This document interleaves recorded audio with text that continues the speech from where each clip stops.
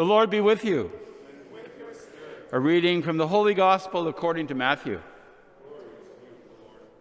Jesus began to show his disciples that he must go to Jerusalem and undergo great suffering at the hands of the elders and chief priests and scribes, and be killed, and on the third day be raised. And Peter took Jesus aside and began to rebuke him, saying, "God, forbid it, Lord. This must never happen to you." But he turned and said to Peter, "Get behind me, Satan. You are a stumbling block to me, for you are thinking not as God does, but as humans do."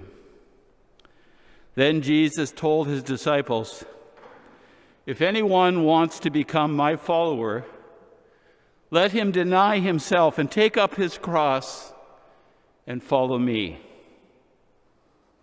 For whoever wants to save their life will lose it, and whoever loses their life for my sake will find it. For what will it profit anyone to gain the whole world but forfeit their life? Or what will anyone give in return for their life? For the Son of Man is to come with his angels in the glory of his Father, and then he will repay each according to their work." The Gospel of the Lord. Praise to you, Lord Jesus Christ.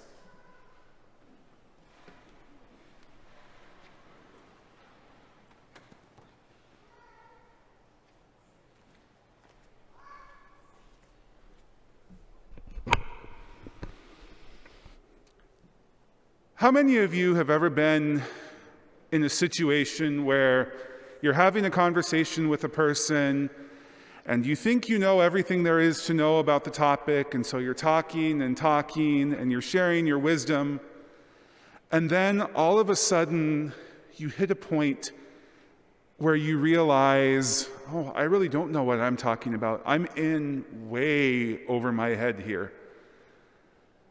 And in that moment, we have a choice. We can either humble ourselves, swallow our pride, and say, you know what, I'm in over my head.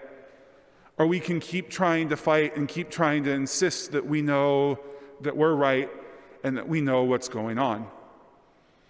And oftentimes, if we keep trying to go down that path of insisting that we're right, there comes a time, where I know many times in my life, I've ended up kind of putting my foot in my mouth because I say something that makes the other person realize that I'm in over my head, and then the whole conversation just kind of breaks down.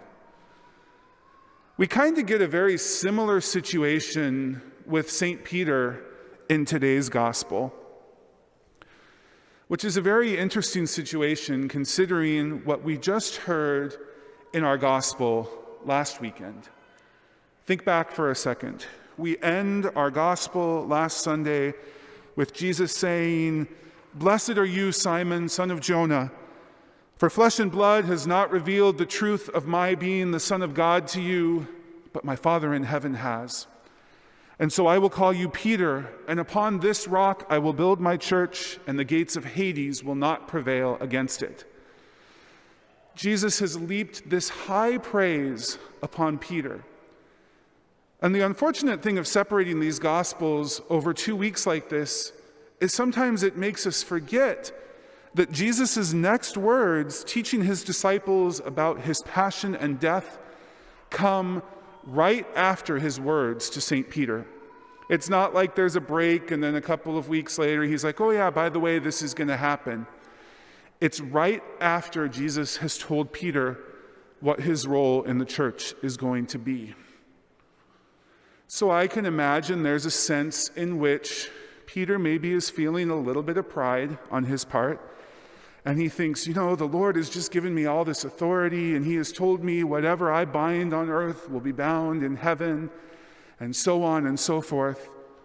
So I don't like this suffering and this pain stuff that Jesus is talking about.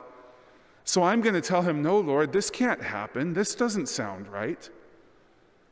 And in doing so, Peter has that put his foot in his mouth moment.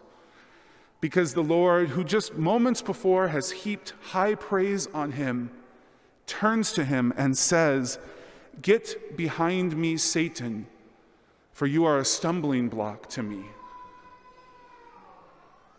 Quite a harsh turnaround, isn't it? But what he says next is important for understanding everything that Jesus is trying to teach us in this lesson about his passion and death. He says, "You are thinking not as God does, but as human beings do." Reminder to us from this saying of Jesus is that when we look at the world, when we look at situations and circumstances that are going on around us, we might think we see this whole big picture, but we are only seeing a part. We are only seeing a tiny bit of the full reality that God sees. And we only see that part, and if we make judgments based only on the little bit that we see, we can run afoul just as St. Peter did. So often we look at the suffering and the hurt that we see in our world, whether it be natural disasters like the hurricane that just hit Louisiana, racial injustices that we see going on all around us, and we think, where is God in all of this? How can God be in so much evil and so much suffering? But I can tell you, having lived through a hurricane when I lived in Texas, that it was God maybe wasn't present in the destruction, but he certainly was present in the aftermath, in the work to rebuild, in the work to help people to get out of the place where they had lost everything. And that's what we're called to hold on to remember that we're called to trust in God and not give in to that temptation to pride, to think that we know everything about what's going on, but to trust in God's plan and trust that God sees the bigger picture. In the second part of our gospel, Jesus gives us the remedy to that pride. And he says that if we truly are to follow him, then we're called to deny ourselves, take up our crosses, and follow him. To live in that place of humility, to live in that place where we seek to do the will of God and not our own will. And if we do that, we may have struggles in this life on earth, but we will gain eternal life in heaven. St. Paul puts it another way in our second reading that we hear today, when he reminds us to not be conformed to this world, but to be transformed by the renewal of our minds, so that we might always discern what the will of God is, what is good and acceptable and perfect.